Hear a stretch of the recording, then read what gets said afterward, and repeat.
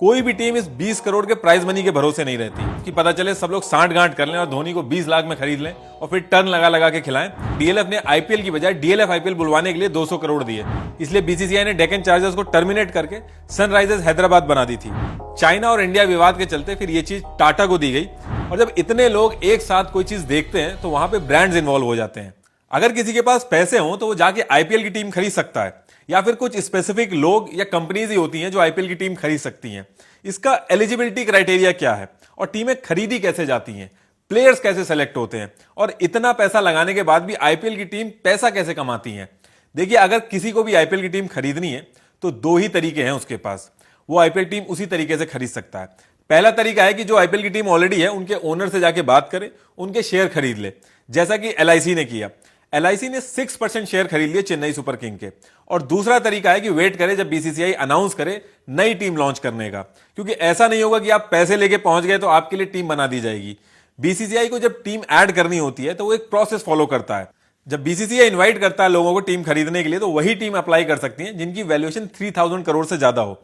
देखिए, वैल्यूएशन को आप मोटा मोटी ऐसे समझ लीजिए कि एक कंपनी की कमाने की क्षमता, अगर एक कंपनी को बेचा जाए तो उससे कितने पैसे मिलेंगे, रेवेन्यू और प्रॉफिट के बेसिस पे डिसाइड होता है। तो जब बीसीसीआई इनवाइट करती है तो जो एलिजिबल कंपनीज होती हैं उनको आईटीटी, इनविटेशन टू टेंडर खरीदना होता है, जिसकी कॉस्ट होती है 10 लाख रुपए प्लस जीएसटी। ये नॉन रिफंडेबल फीस होती है, इसके सारे टर्म्स एंड कंडीशन लिखे होते हैं। इसके बिना आप आईपीएल की बिडिंग प्रोसेस में बैठ नहीं सकते। अभी आईटीटी किसी दुकान पे तो मिलेगा नहीं, इसके लिए आपको ईमेल करना होता है, जैसा कि इस बार बीसीसीआई ने कहा था 2021 में कि जिसको भी आईटीटी चाहिए 5 अक्टूबर 2021 से पहले वो ईमेल कर दे ITTIPL2021@bcci.tv पे। और जरूरी नहीं है कि आपने आईटीटी खरीद लिया तो आप बिडिंग प्रोसेस में बैठ ही जाएंगे। बिना किसी नोटिस, बिना किसी रीजन के आपका आईटीटी कभी भी कैंसिल हो सकता है। जो लोग इसमें से शॉर्टलिस्ट होते हैं सिर्फ उनको ही बिडिंग प्रोसेस में बैठने का मौका मिलता है। बिडिंग प्रोसेस में जो टीम होती है उनका एक बेस प्राइस होता है, नॉर्मली ये 1700 से 1900 करोड़ के बीच में होता है कि इससे कम में तो टीम नहीं बिकेगी। उसके बाद बोली लगती है और जो ज्यादा पैसे देता है टीम उसकी हो जाती है। जैसा कि इस बार लखनऊ 7000 और अहमदाबाद 5000 करोड़ से भी ज्यादा में बिकी थी। टीम खरीदने के बाद आपको प्लेयर्स खरीदने होते हैं। कौन से प्लेयर्स पे बिडिंग होगी, इसके लिए प्लेयर्स को भी अपने आप को रजिस्टर करना होता है। अब अगर मैं क्रिकेट खेलता हूं तो क्या मैं अपने आप को रजिस्टर कर सकता हूं? तो ऐसा नहीं है। 3 तरीके से प्लेयर्स अपने आप को रजिस्टर करते हैं। पहले होते हैं कैप्ड प्लेयर, जिसने अपनी जिंदगी में एक भी मैच टीम इंडिया से खेला होता है, उनको कैप्ड प्लेयर बोलते हैं। दूसरे होते हैं विदेशी टीम्स के प्लेयर, और तीसरे होते हैं अनकैप्ड प्लेयर। इन प्लेयर्स को स्टेट एसोसिएशन अपने स्टेट से सिलेक्ट करके भेजती है। ऐसे करके अराउंड 1100 से 1500 प्लेयर्स का पूल बन जाता है, जिसमें से 500 या फिर 600 शॉर्टलिस्ट होते हैं। इसका सबसे बड़ा एग्जांपल है हार्दिक पांड्या।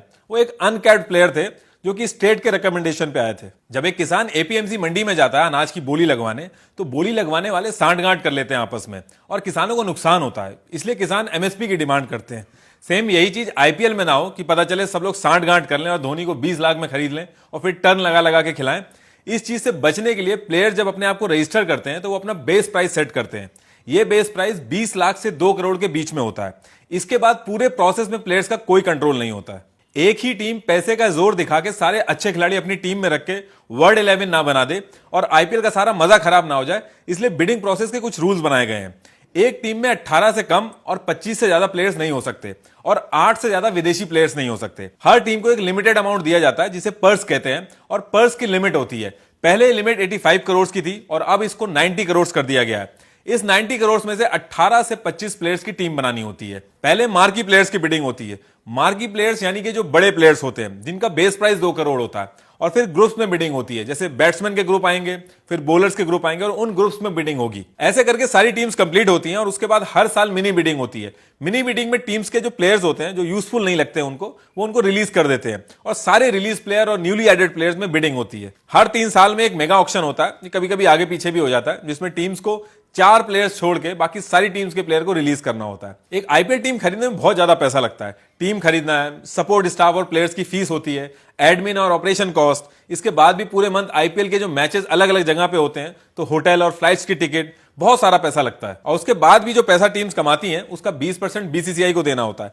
इतना पैसा लगाने के बाद भी सिर्फ 20 करोड़ जीतने वाली टीम को मिलता है। तो आईपीएल का जो बिजनेस मॉडल है वो काफी अलग है। कोई भी टीम इस 20 करोड़ के प्राइज मनी के भरोसे नहीं रहती। तो आईपीएल की टीम पैसा कैसे कमाती है? देखिए, आईपीएल की टीम की सबसे पहली और मेजर इनकम होती है ब्रॉडकास्टिंग राइट। जिस चैनल के पास आईपीएल के ब्रॉडकास्टिंग राइट्स होते हैं सिर्फ वही चैनल आईपीएल को दिखा सकता है। जैसे कि साल 2008 से 2017 तक ब्रॉडकास्टिंग राइट सोनी के पास थे। तो उस टाइम पे आपको अगर आईपीएल देखना है तो सोनी पे ही देख सकते हैं आप। इस चीज के लिए सोनी ने 10 साल के लिए 8,200 करोड़ रुपए दिए थे। उसके बाद बिडिंग हुई और 2018 से 2022 तक के लिए स्टार इंडिया ने 16,347 करोड़ में ब्रॉडकास्टिंग राइट खरीदे।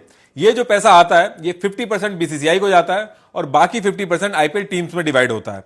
पहले इस पैसे में से 20% बीसीसीआई रखती थी और 80% टीम्स को जाता था।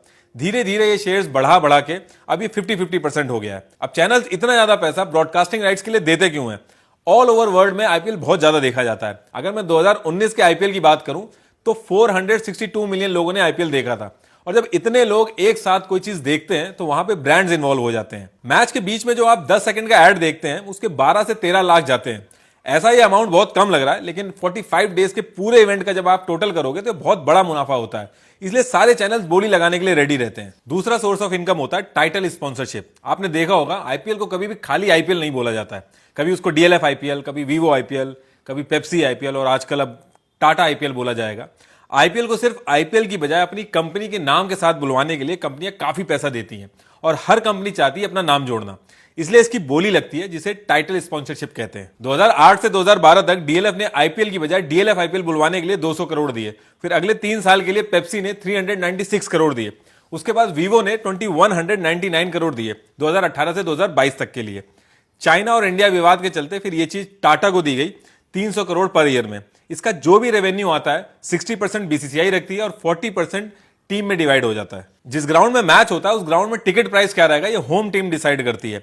ऑन एन एवरेज 5 करोड़ की टिकट सेल होती है, जिसमें से 80% होम टीम रखती है और बाकी का जो उस पर्टिकुलर ग्राउंड का एसोसिएशन होता है उसको जाता है। टीम के प्लेयर्स जो टी शर्ट पहनते हैं उसमें अगर आप कोई भी लोगो या नाम देखेंगे तो उसके लिए ब्रांड पैसे देते हैं। पूरे मैच के दौरान उस ग्राउंड की बाउंड्री के अंदर कोई भी कंपनी का नाम आप देखोगे, जैसे कि बाउंड्री रोप्स पे, विकेट्स पे, हेलमेट पे, बैट पे, एम्पायर की टी शर्ट पे, जहां जहां भी आप नाम लिखा हुआ देखोगे किसी कंपनी का, वो सब के लिए पैसे मिलते हैं टीम्स को। इसके बाद टीम के ओनर अपनी टीम के प्लेयर से दूसरी कंपनियों के ऐड भी करवाते हैं। जो भी एड्स टीम की जर्सी पहन के प्लेयर करते हैं वो टीम के ओनर के पास जाता है पैसा उसका।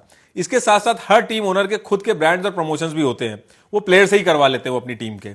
जैसे कि आपने देखा होगा ऐड वो जियो दंदनादन। इसके बाद हर टीम की अपनी मर्चेंडाइज होती है। टीम के नाम की T shirts, bat, kits, cups वगैरह अलग अलग प्रोडक्ट्स ऑल ओवर इंडिया में बिकते हैं और इसका सारा पैसा डायरेक्टली टीम के ओनर्स को जाता है। इसके बाद सबसे लास्ट में ध्यान जाता है विनिंग अमाउंट पे।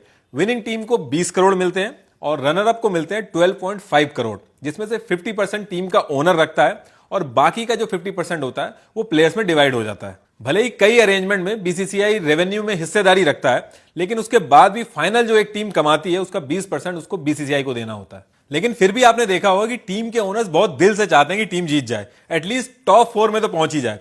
वो इसलिए क्योंकि ये 4 टीम जब क्वालिफाई करती हैं तो बाकी टीम्स के मैच तो बंद हो जाते हैं, लेकिन इन 4 टीम्स को एक्स्ट्रा मैच खेलने को मिलते हैं। एक्स्ट्रा मैचेस मतलब एक्स्ट्रा टिकट्स, एक्स्ट्रा स्पॉन्सर्स और एक्स्ट्रा पैसे। दूसरा फायदा यह होता है कि जब टीम टॉप में पहुंचती है तो उसकी ब्रांड वैल्यू बढ़ जाती है, उसको बाकी टीम्स के कंपैरेटिवली ज्यादा पैसे मिलते हैं ब्रांड्स और स्पॉन्सरशिप के। अब जो पैसा सीएसके एडवर्टीजमेंट का लेती है और जो पैसा पंजाब लेती है, दोनों में बहुत ज्यादा डिफरेंस है।